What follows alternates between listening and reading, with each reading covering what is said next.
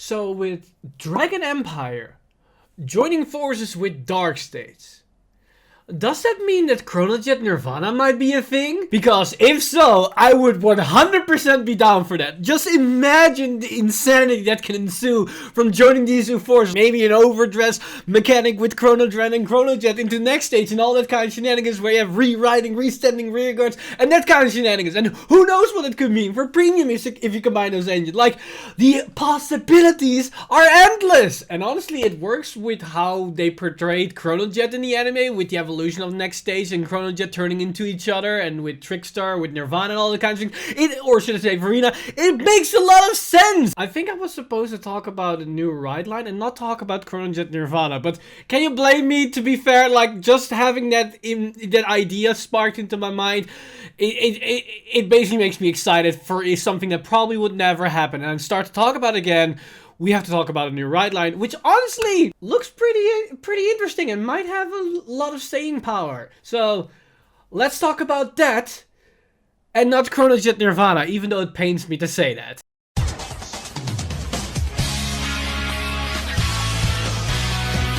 Stand up, Vanguard!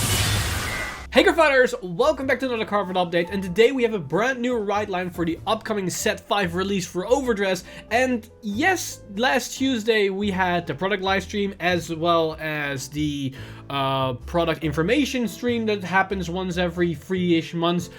But surprisingly enough, the amount of information that was told to us was actually not a lot. Like, they told us about a new set coming, a new product coming, but nothing we already knew or already anticipated. They didn't really show us any new visuals that doesn't help us to spark any extra excitement for the coming next month. So I think we have to wait and see until the next product live stream in 3 months till we actually see new visuals and cards and units, or they might go away from the old way of presenting things and we probably gonna see the new visuals once every month or so in just a regular weekly reveal stream.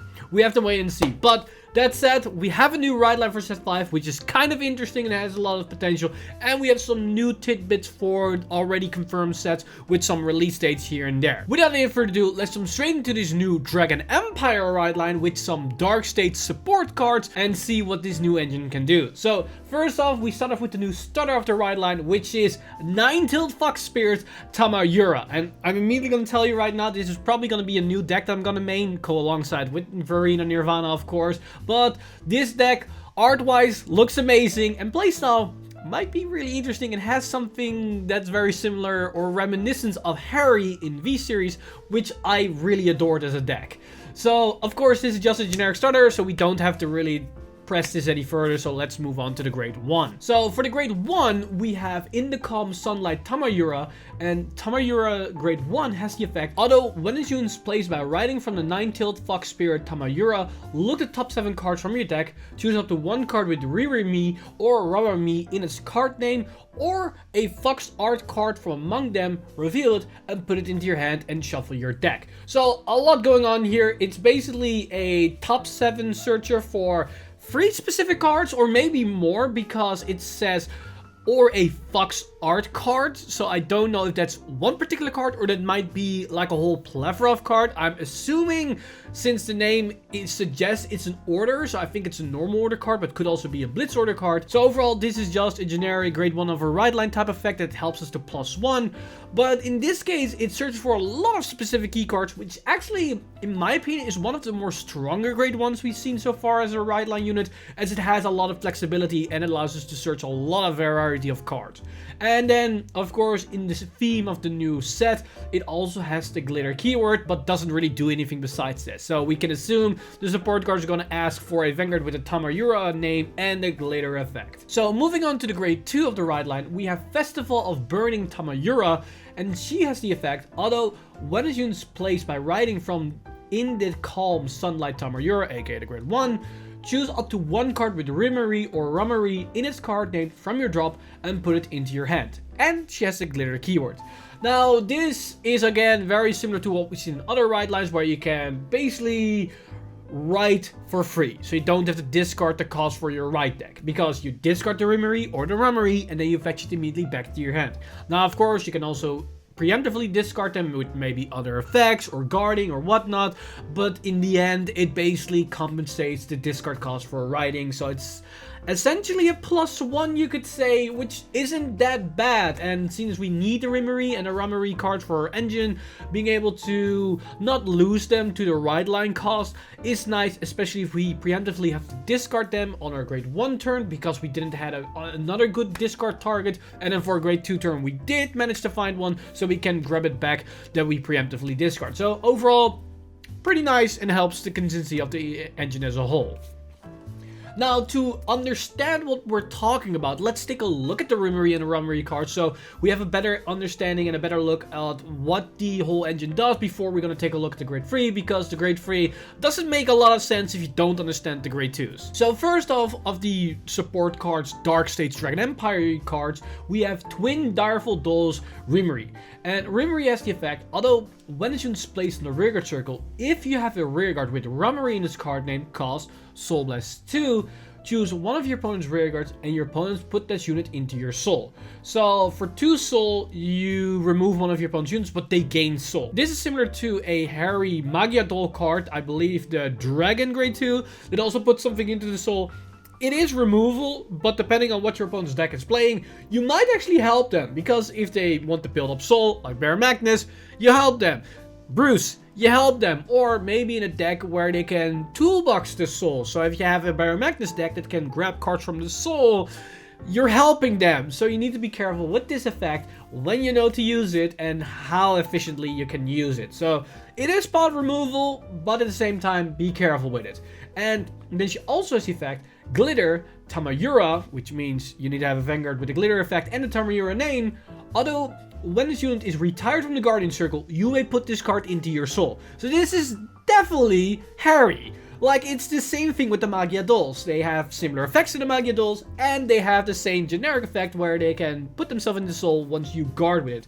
Which honestly is very nice, because this will basically fuel her first skill, but on top of that, it also means that you're not losing directly out of card value if you're guarding it, because they go into your soul, which then can fuel other effects preemptively for the following turn, or maybe in the turn itself if you have battle phase soul blessing skills, but that might be a foreshadowing of what's going to happen once we tackle later cards. But overall, it's a nice skill. Now, if we take a look at the other card, we have the other grade 2, which is Twin Direful Dolls Rummery. And Rummery has the effect, although when this unit is placed on the rearguard circle, if you have a rearguard with a Ririmi in its card name, cost Soul Blast 2 and draw a card. So it's the same effect as the other grade 2, but instead of putting a unit into the soul on your opponent's side of the field, you draw a card. So to some extent, they both are a plus engine, but this is probably a lot better than the other grade 2. Now, the annoying part here is that if you paid attention, both these units have an on-place effect that require you to have the other unit already present onto the board, which means one of the two is going to be placed and not be able to activate their skill. So you need to be careful with that in a normal sense, that you're probably going to get only one of the two, and then you need to keep recalling the other version of the card onto the board if you want to reload those effects. So you need to be careful with that when you're going to call these cards from your hand. Now, I'm going to tell you right now, this won't be too much of an issue in the later turns of the game. Now, also, this card has the exact same glitter effect, which of course is Glitter Tamayura, with the skill, although when this unit is retired from the Guardian Circle, you may put this card into your soul. So again, you don't lose on card advantage. And another thing to keep in mind, because these both are grade 2s, you can call them to the board, intercept with them, and then move to the soul, which is nice. So you can be aggressive in the early game, and at the same time, if we have some drop zone abilities, which allows us to put cards from the drop zone into the soul, you can then even call them onto the board in the early game and don't be too threatened about retire effects, because you still have ways to put them back into the soul. Now that we've looked at the grade 2s, let's take a look at the grade 3 of the ride line and the boss unit of this archetype and basically see what this whole engine tailors towards. So here we have Deepening Night Tamayura, and she has the effect, although in Vanguard Circle, at the beginning of your ride phase, you get all of your front row units get power plus 5k until the end of turn. Now, this is the exact same wording as Final Rush, which means two things. First off, you cannot get this effect on the very first grade 3 turn. So you need to wait a turn. It's turn 4. And then it's a mini Persona Ride. But you can Persona Ride on top of this, which means you get plus 15k to all your front row units. But the interesting thing is, because you get the effect like Final Rush, you can go into any other unit besides that. So you could combine this with Nirvana, because you can ride the grade 4 Nirvana on top of this, get the extra 5k power buff, then get potentially 10k power buff with Nirvana and go into overdress plays. I don't know how good that is, but that's the thing to think about. Then this could also synergize with Premium to with any other stride or any other strategy. You get the 5k power buff. Is the 5k relevant in Premium? Probably not, but again, it's a thing to think about. Now, of course, she also has another payout than just giving 5k power to the front row, which is Auto Vanguard Circle. When this unit attacks, cost counterblast 1 and perform one of the following. Choose a card from your soul and call to the rearguard circle, which is multi-attack because it's when this unit attacks. So you get 4 attacks built in. Or choose a card with Ririmi in its card name from your soul and a card with Rarami in its card name from your soul and call them to the rearguard circle. So if you have both the grade 2s in your soul, you get 5 attacks. Which means you have a 5 attack deck built in with the counterblast 1 skill, and then if you could Persona Ride the following turn, all of those attacks will have a passive plus 15k power. Which is actually not that bad. And on top of that, because you now call them both at the same time, now both their skill can activate, which means you can Soul Blast 4, draw a card, and put a unit from your opponent's side of the field into the soul. Sounds bad, but if it's a grade 2 with intercept ability or like a grade 1 that can intercept from the back row, you can remove shield during a turn where you want to kill your opponent so they cannot even utilize the extra soul they just gained. And because that also is a factor, that also means your opponent is probably going to preemptively intercept on your earlier attacks, which means defensive triggers are probably less a factor, and it also means you don't have to waste the 2 soul to give your opponent an extra soul just to remove shield because they are preemptively using the shield. So it in itself is a deterrent which already generates value without needing to use the 2 soul, which honestly isn't that bad. And of course has the glitter keyword, which allows you to use the grade 2s. Now, on surface, this looks very simple, this mechanic, like it's a 5 attack deck that relies on 2 specific units, but with the grade 1 being able to search them out to some consistency, and maybe with some extra draw engines or soul charge engines, because if we can just blindly soul charge cards, we don't mind soul charging the grade 2s, because the moment they're in their soul, we are basically ready to go. So there's a lot of applications here where you can utilize this engine and go in different directions depending on the support cards it's going to get. And 5 attacks is nothing to scoff at. And honestly, of all the 5 attack decks, I think this is one of the more easier to set up, because once you see one copy of both grade 2s, you're honestly done. Because you can just guard with them or put them in the soul and they're safe from harm afterwards, unless your opponent has some retire effect. But then you can basically change your strategy to save them up for the big push turn when it needs. Because you don't have to call out those grade 2s, because you can also just call out random any card from your soul onto the field. And if there's like a strong card that can attack, goes into the soul, you then can call it out and goes back into the soul. Remember the Dino grade 3 that I talked about in the previous video that does that? Or like the grade 3 that can give your Vanguard a critical once they attack? Yeah, that thing can come out during the battle phase while also giving the critical to your Vanguard. These are synergies that work with this grade 3, which is actually kind of interesting because now this engine works or looks very similar to Pale Moon to some extent. And with the Direful dolls feeling a lot like the Pale Moon Harry build, I'm honestly liking what the direction they're going to take. And combine it with the power gain, which emulates a bit like Nirvana, this might be, to me honestly, the match made in heaven. Like, I like the Harry Pale Moon-esque playstyle, and you guys know I like Nirvana. So yeah, this deck, it got everything it needs. And we're not done just yet, because it has another card, which I'm honestly surprised they got, because this card is actually pretty damn insane. So the card that I'm referring to is this Blitz Order, and I just realized, because I haven't paid that much attention to every little detail, this Blitz Order is apparently also a Fox art. So this card can potentially be searched out with the Grade 1. So I assume we're gonna get orders that also are Fox arts that can potentially search out with the Grade 1 of the right line. So keep it in mind, this card is a Blitz Order that can be searched out. And what does this neat little Grade 2 Blitz Order do? Well, it is play this with the cost Soulless 2. If you have a Vanguard with Tamayura in its card name, choose one of your Vanguards and it gets continuous Vanguard circle. All of your opponent's front row units get power minus 10k until the end of turn. Yes, it's Shirayuki in a Blitz Order, which honestly is the same amount of value as the Grade 3 Shirayuki. You can only not ride it, but you don't need to ride it because the right deck is a thing. And the crazy part is here, it's actually better Shirayuki, because Shirayuki can only give 3 units minus 10k.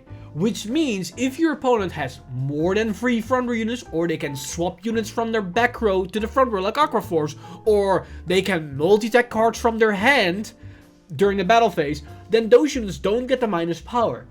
But this is a continuous effect, giving all your opponent's front row units minus 10k power, which in a lot of sense can generate a crap ton of more defensive value than Shirayuki ever could. The only thing that doesn't apply to this are back row attackers.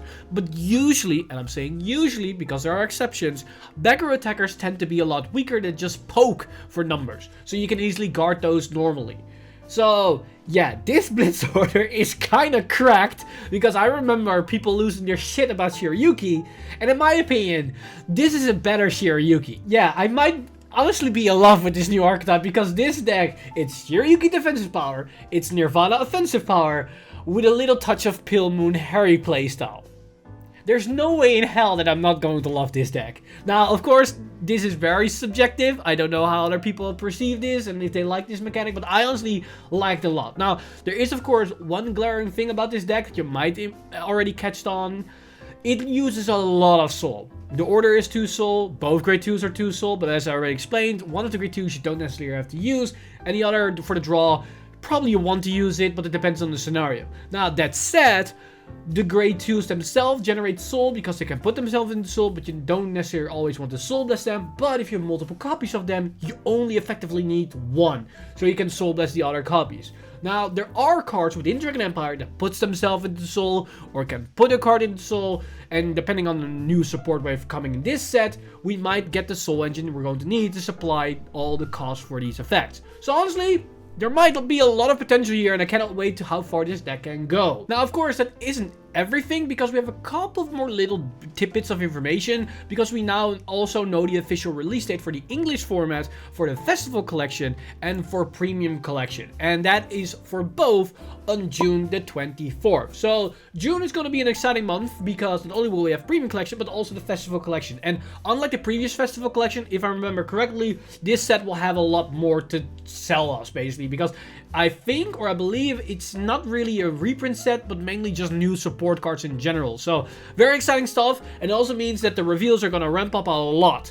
Oh, one more thing. They also revealed the new clan collection, and yes, those are these units. So, once again, I call it in its entirety, because not only did I predict that the reverse units are going to be released this year with the clan collection as a theme, but on top of that, they also did the grand finale with Glendios being in the latter half of it. So yeah, I'm kind of very excited about this stuff, because not only will we have Dragon Overlord the Rebirth coming back, because this was in the air as we already got Dauntless Drive Reverse, so it was a question if we also going to get Overlord, but now we know. But interesting enough, we once again see brand new reversions, because on the cover we saw Spino Driver Reverse. So That's pretty exciting stuff. And on top of that, on the other side of the Glendios package, we see, if I remember correctly, the Revenger Evolution version of Mordred. I believe this is Drag Ruler or something, but it's basically the evolution version of Mordred, which means more Revenger stuff. And either this is just generic Revenger support, or this could be the evolution of the Mordred Phantom build.